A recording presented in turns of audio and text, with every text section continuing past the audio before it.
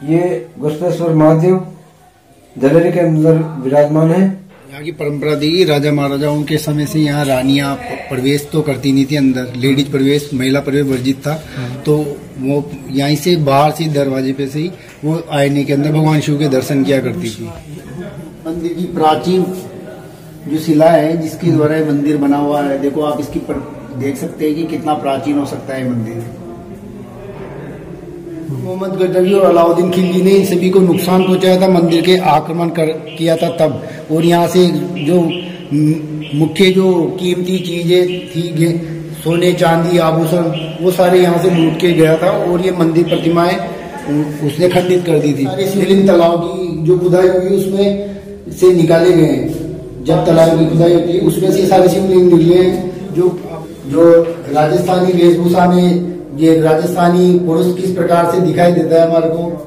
नमस्कार दोस्तों, आप देख रहे हैं कुमार्स व्लॉग यूट्यूब चैनल। दोस्तों आज मैं आया हूँ राजस्थान के सवाई माधोपुर ज़िले के सिवाड़ में। और सिवाड़ में भगवान शिव का एक मंदिर है जिसे घुश्मेश्वर महादेव के नाम से जाना जाता है। और बताया जाता है कि जो भगवान शिव के जो 12 ज्योतिर्लिंग थे उनमें से जो 12वां ज्योतिर्लिंग है वो यहीं पर विराजमान है सिवाड़ के अंदर।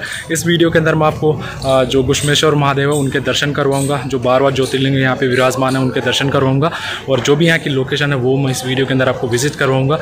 तो ये आप देख सकते हैं, ये है मंदिर का एक बड़ा सा गेट है और मंदिर आगे है। तो अभी हम मंदिर के अंदर चलते हैं और यहाँ का आप नज़ारा देख सकते हैं। ये यहाँ पे ये इस प्रकार से दुकानें लगी हुई है।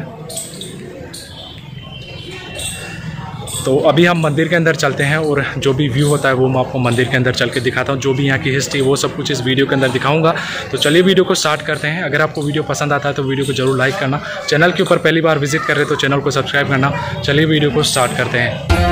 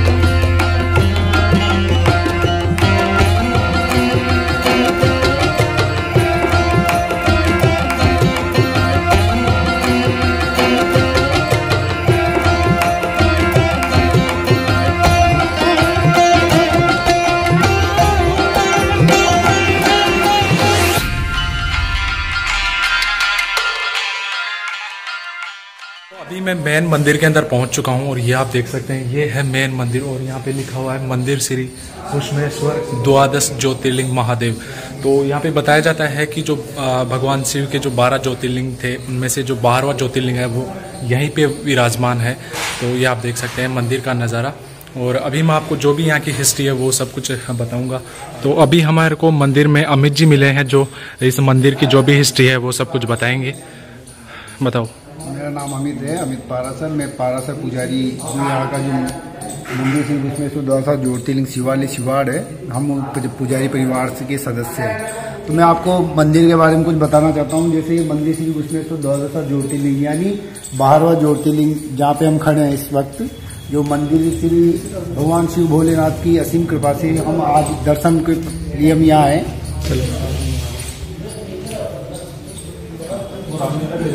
दर्शन के लिए हम अंदर चलते हुए सबसे पहले हम गणेश जी का दर्शन करेंगे। जी ऊपर गणेश जी है। हाँ, दर्शन करने के बाद हम वहाँ से सीधे सामने मंदिर के अंदर दर्शन करने के लिए नीचे देखते हैं तो एक गैलरी बनी हुई है। मुझे ये देख लो, ये अंगुलियाँ डालो। आप बता दो इसके अंदर जो क्या है, जलमग्न भी तो रहता है, ऐसे कुछ बात है जो। ये घुश्मेश्वर महादेव जलेरी के अंदर विराजमान है। अभी इनका खाली रखने का टाइम है 12 से 4 तक का। 4 बजे इसको जलमग्न किया जाएगा। 12 घंटे के लिए जल में रहेंगे, सुबह 4 बजे तक। 4 बजे जल निकाल करके ही आरती होगी। और वो अखंड ज्योति, ये अखंड ज्योति है। ये खंडित तभी होती है जब कोई आपदा आने वाली हो या कोई देश विदेश पे आफत आने वाली हो, तभी ये खंडित होती है। और इस जलरी का जल भी तभी कम होगा जब ये रौद्र रूप में आ जाएंगे। और इसका संकेत ये होता है कि कुछ आपदा आने वाली है, कुछ घटना घटित होने वाली है, और ऐसा होता है। धन्यवाद पंडित। और यहाँ का वो भी तो जैसे वो मुगल शासक ने ऐसे मंदिर का परिक्रमा ये पूरी इसमें है, परिक्रमा है अपनी ये पूरी उधर से हम हेलो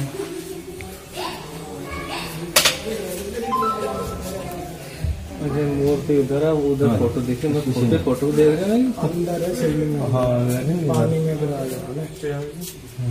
रहता है, नेचुरल है शायद। वो कांच क्यों लगा रखे हैं? और यहाँ की परंपरा थी कि राजा महाराजाओं के समय से यहाँ रानियां प्रवेश तो करती नहीं थी अंदर, लेडीज प्रवेश, महिला प्रवेश वर्जित था। तो वो यहीं से बाहर से दरवाजे पे से ही वो आईने के अंदर भगवान शिव के दर्शन किया करती थी। चलो अब हम मंदिर की परिक्रमा लगाते हैं भगवान शिव की। बोलते हैं कि भगवान शिव के जिस दिशा की ओर, उत्तर दिशा की ओर गंगा बहती है, तो उसको वरदान था कि हम उसको लांग नहीं सकते। तो उस दिशा में हम, इसलिए यहाँ पे भगवान शिव के आदि परिक्रमा लगाई जाती है। तो हम यहाँ से परिक्रमा करते हुए, इसको टच करते हुए फिर आगे गणेश जी के दर्शन करते हैं।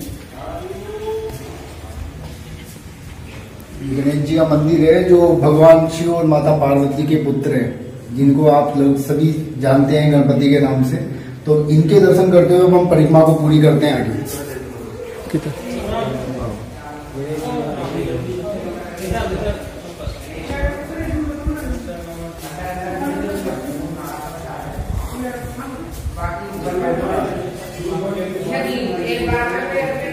परिक्रमा में दर्शन करते हुए माँ लक्ष्मी,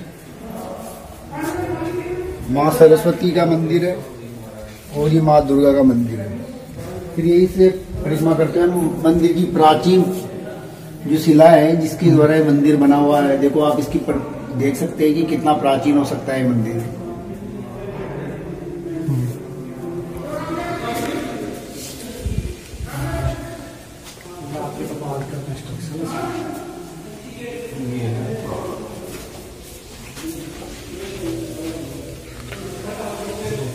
परिक्रमा में हम वापस वहीं आते हुए जिस जगह से हमने परिक्रमा शुरू की थी और वो उल्टा राउंड लेके हम यहाँ वहां तक वापस आए हैं। यहाँ को इस जगह को छूते हुए हम वापस देखेंगे कि ये परिक्रमा अब पूर्ण हुई है हमारी। तो हम इस प्रकार से अगर हमारे को अगली परिक्रमा लगानी है तो हम वापस यहाँ से जा सकते हैं और वहीं तक वापस इसी जगह आना होगा, तो हमारी दूसरी परिक्रमा मानी जाएगी। तो शिव जी के गंगा की धारा को क्रॉस नहीं किया जाता है। तो यहाँ से आते हुए दर्शन करते हुए आगे ये चमत्कारेश्वर जी का मंदिर है, जो आज से 8 या 10 साल पहले जब धर्मशाला की खुदाई हुई थी तब ये वहां से निकले हुए थे और तभी से इनको यहाँ स्थापित किया गया है। कहाँ पे धर्मशाला कहाँ पे बनाए थे? नीचे ये धर्मशाला सामने वाले, हाँ। ये बनी, इसकी खुदाई चलती थी तब निकले थे यही पे। तो एक बड़ा चमत्कार सा होता, उस टाइम पे इतना तेज प्रकाश निकला था, तो फिर इनका नाम ही वहीं से चमत्कारेश्वर महादेव रख दिया गया था।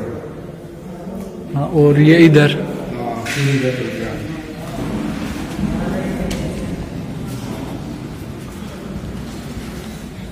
ये भगवान श्री लक्ष्मी नारायण जी का मंदिर है। आप इधर इस साइड में आओ, इस साइड में, हाँ, क्योंकि वॉइस थोड़ा इससे अच्छे से रिकॉर्ड होगा। ये भगवान शिव लक्ष्मी नारायण जी का मंदिर है और यहाँ से हम सीधे चलते हैं वेद व्यास जी की तरफ, जो ब्रह्मा जी के पौत्र थे। और ये इनके दर्शन करते हुए, जिन्होंने सभी पुराण और जितने भी उपनिषद है, हाँ, उन सभी की रचना इन्होंने ही की थी और महाभारत की रचना भी इन्होंने ही की थी। हाँ। तो इनके दर्शन करते हुए जगत गुरु शंकराचार्य के सामने दर्शन करते हैं, जो चारों पीठ के शंकराचार्य उनके बीच में मध्य में है, जो प्रधान जो मुख्य पीठाधीश है हमारे शंकराचार्य जगत गुरु, जिनकी मूर्ति स्थापित है, इनके दर्शन करते हैं। अब दर्शन करते हुए वापस हम आगे को निकलते हैं।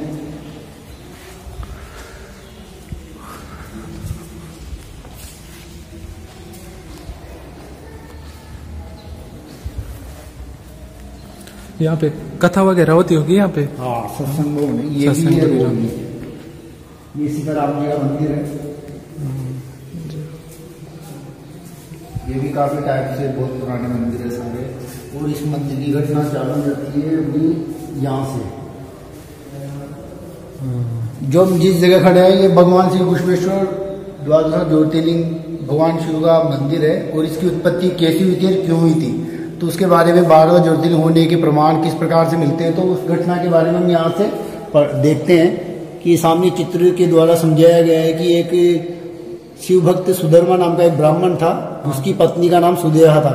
सुदेहा और सुधर्मा की कोई संतान नहीं थी। तो उसके बाद सुदेहा ने सोचा कि मैं अपनी बहन की शादी अपने पति के साथ कर देती, तो इसके शायद पुत्र होगा तो मुझे भी माँ बोलेगा, तो मेरे को भी माँ अपना पुत्र प्राप्त होगा। तो ऐसा सोच के वो दुनिया के ताने से परेशान होकर उसने अपनी बहन का विवाह अपने पति के साथ कर दिया। उसके बाद उनको विवाह होने के बाद उसके घर में एक पुत्र का जन्म हुआ। और ये सुधर्मा का विवाह चल रहा है। और इसमें शादी ब्याह के आप देख सकते हैं कि औरतें गाती बजाती नृत्य करती नजर आ रही है हमारे को। फिर आगे चलते हैं तो ये दोनों ही घुस्मा और सुधर्मा दोनों ही भगवान शिव की छोटी छोटी मिट्टी की प्रतिमाएं बनाते थे जल में। और जो सामने अपने तालाब है तो वहां पे एक मिट्टी की प्रतिमा बना के उसमें विसर्जित करते थे शिवलिंग बना के।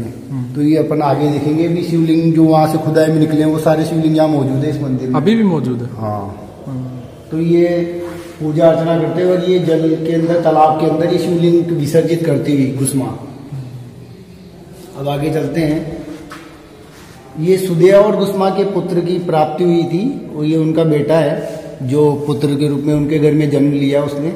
और उसके बाद सुदेहा और उसकी जो घुस्मा जो बहन थी उनके बीच में मनमुटाव बढ़ने लग गया, क्योंकि वो ये देखती थी कि दुनिया वाले लोग जो सुदेहा थी तो उसको सभी बोलते थे कि देख तेरे तो कोई औलाद नहीं हुई, तेरी बहन की औलाद हो गई। तो उसको लोग ताना मारते थे, तो उसको और ज्यादा जलन होने लग गई। पहले भी जलन होती थी कि भाई मेरे कोई पुत्र नहीं है। अब उसके अपनी बहन से विवाह करने के बाद उसको जब पुत्र हुआ तो उसको जब भी जलन होने लग गई तो ये सोचती थी कि मेरी बहन को ज्यादा मेरा पति चाहता है, दुनिया अच्छा समझती है, मेरे को गलत समझते हैं, मैं मनुष्य हूँ। इस प्रकार से उसके मन में विचार आते थे। तो उसने सोचा कि मैं ऐसे सहन नहीं कर पाऊंगी। तो उसने अपने जो अपनी बहन है घुस्मा उसका जो बेटा था उसको मार के और उसको तालाब में डाल दिया। आगे कितना तो डालने के बाद जब उसको तालाब में डाल दिया गया तो फिर उसके बाद ये देखा कि भगवान शिव की वो भक्त थी घुस्मा और सुधर्मा भी, तो उसी वक्त वो जल में शिवलिंग का विसर्जन कर रहे थे। तो बाद में भगवान शिव प्रकट हुए उस जगह। तो उन्होंने कहा कि तू तो मेरी भक्ति में लीन है, तेरी बहन तेरे साथ बहुत बुरा कर दिया। कि क्या हुआ, कि भगवान क्या हुआ ऐसा कि तेरी बहन ने तेरे पुत्र की हत्या करके और इसी तालाब में डाल दिया। अब तू बता कि मैं तेरे पुत्र को पहले जिंदा करूं या तेरी बहन को उसकी सजा दूं। तो उसने कहा कि नहीं, आप तो मेरी बहन को छोड़ दो और जो मेरा पुत्र है उसको जीवित कर दो। तो भगवान शिव उसी वक्त वहाँ उसी जगह पर प्रकट हुए जो ये जगह है। भगवान शिव का जो 12 ज्योतिर्लिंग है जिस रूप में वो कुंड में स्थापित है, तो एक चट्टान थी उस जगह, चट्टानों के बीच में एक चट्टान थी। वो चट्टान जमीन से निकली हुई है और वो जो वो बाहर निकलती है तो उसी चट्टान के अंदर भगवान शिव ज्योति के रूप में समाहित हो जाते हैं और उसको वरदान देते हैं कि मैं तेरे ही नाम से, यानी घुस्मा के नाम से, घुस्मा के ईश्वर यानी घुस्मा के भगवान, इस नाम से घुस्मेश्वर कहलाए और इसी जगह स्थापित उन्होंने। और आज वो पूरे जगत में विख्यात है। जो शिव पुराण के आधार पर भी जो 12 ज्योतिर्लिंग होने का जो प्रमाण मिलता है वो एक घुस्मा ब्राह्मणी की उत्पत्ति से हुआ है। और वो स्थान यही है जिसे हम 12वां ज्योतिर्लिंग बोल सकते हैं, जो हमारे राजस्थान में स्थित है। बाकी जो मान्यता प्राप्त है वो जो 12 ज्योतिर्लिंग की मान्यता प्राप्त है वो घृष्णेश्वर का स्थान है, जिसको औरंगाबाद में 12 ज्योतिर्लिंग का स्थान दिया गया है। लेकिन वास्तविक 12 ज्योतिर्लिंग हमारे राजस्थान में स्थापित है। लेकिन इसको हम अनभिज्ञ हैं और अनजान हैं हम लोग, तो हम जानते नहीं इस बारे में। तो हम चाहते हैं कि ज़्यादा से ज़्यादा इस वीडियो को हम लोग शेयर करें और इस हमारे ज्योतिर्लिंग को हम ज़्यादा चाहते हैं कि हमारी जितनी दुनिया में इसका प्रचार होगा और हमारे राजस्थान के इस पावन पर्व स्थान को 12 ज्योतिर्लिंग का दर्जा प्राप्त होगा और हमारे यहाँ की महिमा और राजस्थान का नाम रोशन होगा। तो इसके आगे चलते हुए विक्रम संवत 1081 में मोहम्मद गजनवी ने यहाँ पे आक्रमण किया है मंदिर में। जब यहाँ के राजा हुआ करते थे तो जो पहाड़ पे किला नजर आता है अपन को, तो उस समय के राजा थे उनसे, जिनका नाम था रेवत जी राठौड़, जिनसे युद्ध करते हुए तो वो वीरगति को प्राप्त हुए थे और काफी नुकसान हुआ था, और वो यहाँ से मंदिर की पाषाण मूर्तियों को तोड़ते हुए, नुकसान करते हुए आगे निकले गए थे। ये सब कुछ, हाँ, हम ये देख सकते हैं कि ये नंदीश्वर है, भगवान शिव की कई प्रतिमाएं हैं, और भी कई छोटे मोटे प्रतिमाएं स्थापित है यहाँ पे, जो सब खंडित रूप में हमारे को नजर आ रही है। क्योंकि ये सारी चीजें विक्रम संवत 1081 व ईस्वी सन 1024 में मोहम्मद गजनवी द्वारा खंडित पाषाण विक्रम संवत 1348 ईस्वी सन 1301 में खिलजी द्वारा नष्ट किए गए 2 नंदी शिखर खंड मूर्तियां, मंदिर परिसर में उत्खनन से प्राप्त पाषाण खंड व मूर्तियां, ये सभी स्थापित है। जो मोहम्मद गजनवी और अलाउद्दीन खिलजी ने इन सभी को नुकसान पहुंचाया था, मंदिर के आक्रमण किया था तब, और यहाँ से जो मुख्य जो कीमती चीजें थी, सोने चांदी आभूषण, वो सारे यहाँ से लूट के गया था, और ये मंदिर प्रतिमाएं उसने खंडित कर दी थी। लेकिन सबसे मेन बात ये है कि जब वो रात को यहाँ रुका था तो उस वक्त की ऐसी घटना हुई कि रात को विश्राम कर रहा था, तो भगवान शिव को, क्योंकि वो जानता था कि मूर्तियां, हिंदू धर्म में मूर्तियों को स्थापित किया जाता है, रूप दिया जाता है, बनाया जाता है, फिर तो वो उसी आधार पर उसने कई मूर्तियों को देखा कि भाई यहाँ ये हिंदू धर्म से बनी हुई है, तो उसने नुकसान पहुंचाया, नष्ट किया। और फिर लेकिन जो मेन जो 12 ज्योतिर्लिंग का स्थान था वो चट्टानों के बीच में गिरा हुआ था, और शिवलिंग एक प्राकृतिक चट्टान के रूप में है, तो वो उनको पहचान नहीं पाया, और वो शिवलिंग वैसे सुरक्षित रहा। अगर वो शायद उसकी निगाह में आता शायद वो उनको नुकसान पहुंचाने की कोशिश करता, लेकिन भगवान शिव की कृपा से वो शिवलिंग वैसे सुरक्षित रहा, बाकी सारी चीजें नष्ट कर दी गई। और फिर वो चलते तो रात को उसको सपने में भगवान शिव ने उसको डराया, नंदीश्वर आया साथ में, उसको डराया कि तूने जितना भी नुकसान किया है, तेरी अंतिम इच्छा यही है, तू ये सोच ले कि अब तेरे को सुरक्षित रहना है तो तू यहाँ से जा सकता है, अगर तू यहाँ रहता है तो तू अपने प्राण त्याग देगा। तो उसको ऐसा सपना आया, तो वो समझ गया कि भाई यहाँ पे कोई ना कोई देवी शक्ति है, तो वो तुरंत सुबह उठ के अपनी सारी सेना को लेके यहाँ से आगे निकल गया। फिर वहाँ जाने के बाद हम दर्शन करते हैं, फिर इधर आगे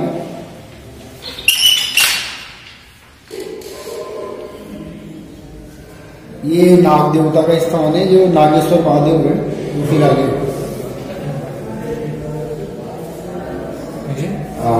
ये यहाँ से नाग देवता आते हैं, जो ऊपर पहाड़ में जो किला स्थित है, वहां से वो उनका निवास स्थान वहां पर ऊपर है। तो ये यहाँ से दिखने में तो इतनी छोटी दिख रही है हमको, लेकिन हम अंदर एक आदमी यानी 6 फुट का आदमी अंदर आराम से पैदल चल के ऊपर जा सकता है, इतनी बड़ी विशाल ये गुफा है ऊपर तक, अंदर है पहाड़ के अंदर। तो यहाँ पे नाग देवता का स्थान है। ये घुश्मेश्वर मंदिर के एक और छोटा सा मंदिर है, जो मंदिर प्रांगण के अंदर ही काफी मंदिर विराजित है, जिसमें से एक मंदिर ये भी है जिनको 22 शिवलिंग का मंदिर बोला जाता है, जिसमें पंचमुखी शिव भी है, और उन्हीं के नीचे जो ये जितने भी शिवलिंग आपको नजर आ रहे हैं, ये सारे शिवलिंग तालाब की जो खुदाई हुई है उसमें से निकाले गए हैं। जब तालाब की खुदाई होती है उसमें से सारे शिवलिंग निकले हैं। जो अब मैंने बताया था कि पहले की गुस्मा नाम की ब्राह्मणी थी, वो शिवलिंग बना के और तालाब में विसर्जित करती थी, तो तालाब में सारे अंदर दबे हुए थे, तो कभी इसकी खुदाई हुई तो उस समय ये सारे इसकी खुदाई से निकले हुए शिवलिंग है। यहाँ पे और कई जो परिवार है, ये विशालकाय शिवलिंग है, जो हम दर्शन करते हुए, इनके दर्शन करते हुए हम देखते हैं कि भगवान शिव जो राजस्थानी वेशभूषा में, ये राजस्थानी पुरुष किस प्रकार से दिखाई देता है हमारे को, और ये माता पार्वती है, गणेश जी है, और ये कार्तिक जी है, और गणेश जी की दोनों पत्नियां रिद्धि और सिद्धि, ये सभी यहाँ मौजूद है। ये सारे एक राजस्थानी वेशभूषा में कि हमारे राजस्थान का एक संस्कृति, हमारा जो परिधान है वो किस प्रकार से नजर आता है हमारे को, तो उसी रूप में भगवान शिव का पूरा परिवार है, जो हमारे राजस्थान की महिमा को बताता है कि हमारी राजस्थान की संस्कृति क्या है। तो इस प्रकार से हम कई भी जगह, कई राज्यों में ऐसा देख सकते हैं, लेकिन हमारी ये एक विशेष मंदिर है पूरे राजस्थान में, जो राजस्थान की वेशभूषा में नजर आता है हमारे को यहाँ। अब आगे चलते हैं कि ये 22 शिवलिंग का मंदिर एक और है। मंदिर के अंदर हम देखते हैं कि भगवान शिव के 22 शिवलिंग स्थापित किए गए, जो भी सारी खुदाई से निकाले गए हैं। तो ये सारे उसी वक्त के मौजूद हैं, जो आज भी इस मंदिर की प्राचीनता को दर्शाते हैं। फिर आगे अंदर देखते हैं, ये गुफा सी बनी हुई है, प्राचीन मंदिर है, जिसमें भगवान शिव और माता पार्वती विराजित है और पूरी उनका परिवार है। सामने गणेश जी है, कार्तिक जी है, नंदीश्वर जी है, नाग देवता है, सारा पूरा परिवार यहाँ विराजित है। तो यहाँ ऐसा बोला जाता है कि जब माता पार्वती को भगवान शिव के बिल्कुल सामने स्थापित किया गया है, यहाँ से वो दर्शन करती है भगवान शिव के सामने, बिल्कुल यहाँ से भगवान शिव के दर्शन होते हैं। यहाँ दर्शन करते हुए माता पार्वती, यानी भगवान शिव अकेली उत्पत्ति हुई है इस मंदिर में। तो लोग हमारे यहाँ की परंपरा है कि भगवान शिव एक शव के समान है, यानी निर्जीव है। जब तक उनके साथ में माता पार्वती नहीं होगी, तो उसके बाद माता पार्वती को अलग से चट्टान के रूप में बनवाया गया और उस मंदिर में ही भगवान शिव के साथ स्थापित की गई है, ताकि भगवान शिव सजीव अवस्था में रहे। नहीं तो पहले निर्जीव अवस्था में हुआ करते थे भगवान शिव, तो किसी की सुनते नहीं थे, मनोकामना ऐसे अधूरी रह जाती थी। फिर उसके बाद यहाँ लोगों को पता चला कि भाई हमारे काम सिद्ध नहीं हो रहे, तो क्यों ऐसा क्यों हो रहा है। तो फिर माता पार्वती के बारे में सोचा कि यार माता पार्वती इनके साथ नहीं है, तो माता पार्वती का इनका साथ होना बहुत जरूरी है, तब जाके भगवान शिव कार्य करेंगे। तब यह माता पार्वती की स्थापित की गई है साथ में। फिर उसके बाद से आगे चल रहा है काम धीरे। तो महाराज जी आपका बहुत बहुत धन्यवाद, आपने ये जानकारी दी। ठीक है, अब घुश्मेश्वर मंदिर के दर्शन करने के बाद हम जो मंदिर की जो विशेषता है कि मंदिर के दर्शन करने के बाद यहाँ एक कृष्णा खाती जांजगीर का एक स्मारक है, जहाँ ऐसा बोला जाता है कि भगवान शिव के ऊपर एक गाय आया करती थी और वो दूध दिया करती थी। तो उसका मालिक पास ही के गांव टापुर से है, तो उसने देखा कि मेरी गाय का दूध कौन निकालता है, तो उस गाय का पीछा करते हुए एक दिन वो मंदिर में यहाँ प्रवेश करता है। तो लेकिन उसको यहाँ पे मंदिर नजर तो नहीं आया, लेकिन वो चट्टान नजर आई जिसपे उसको गाय का दूध निकलता हुआ नजर आ रहा था। तो उसने देखा कि भाई मेरी गाय का दूध अपने आप क्यों निकल रहा है, यहाँ कोई गलत ऐसी कोई देवी शक्ति है जिसकी वजह से ये दूध निकल रहा है। तो उसने बिना सोचे समझे कुल्हाड़ी का प्रहार उस भगवान शिव की चट्टान के ऊपर कर दिया। तो आज भी उनके सिर के ऊपर चोट का निशान बना हुआ है। तो उसी के प्रहार से भगवान शिव के खून की धाराएं निकलने लग गई थी, जो पूरे मंदिर के आसपास की एरिया में वो खून की धाराएं निकलने लग गई थी। तो उसके बाद भगवान शिव उत्पन्न हुए और उसको पाषाण का कर दिया। जो ये स्थान हम देख सकते हैं, जो कृष्णा खाती नाम का वो जो जांगीर था, उसके नाम का ये स्थान है। फिर उसको वरदान देने के बाद वो उसके जब उसको पाषाण का कर दिया, तो उसकी पत्नी भगवान शिव की भगत थी, वो जब बोली, तो उसने सोचा कि भाई भगवान शिव आप तो मेरे पति को पाषाण का कर दिया, तो आप या तो उनको जीवित कर दो या फिर मुझे भी पाषाण का कर दो। तो भगवान शिव ने कहा भाई मैं तो तेरे को उनको जीवित तो नहीं कर सकता, लेकिन ये जरूर है कि मैं तुम दोनों को पाषाण का कर देता हूँ अगर तेरी इच्छा है। तो उसने कहा कि भाई मेरे पति के बिना मैं क्या करूँगी, तो मेरा जीवन उनके साथ है, तो मुझे भी पाषाण का कर दो। तो ये कृष्णा है और ये उसकी पत्नी है साथ में, तो ये दोनों पाषाण के बने हुए हैं। तो लेकिन इनको शिव का वरदान है, इस घुश्मेश्वर ज्योतिर्लिंग के दर्शन करने के बाद हम जब भी दर्शन करते हैं और अपनी मनोकामनाएं इच्छा लेके यहाँ आते हैं, तो वो तभी पूरी होती है। तब इसके हम अपना हाथों को इसमें स्पर्श करते हुए और 2 परिक्रमा निकालनी पड़ती है अपन को, और फिर उसके बाद दर्शन करते हुए हमारे को अपने घर के लिए, अपने निवास स्थान के लिए प्रस्थान करना चाहिए। तब हमारी मनोकामना पूरी होगी या हमारी यात्रा सफल होगी। तो ऐसा यहाँ की मान्यता है।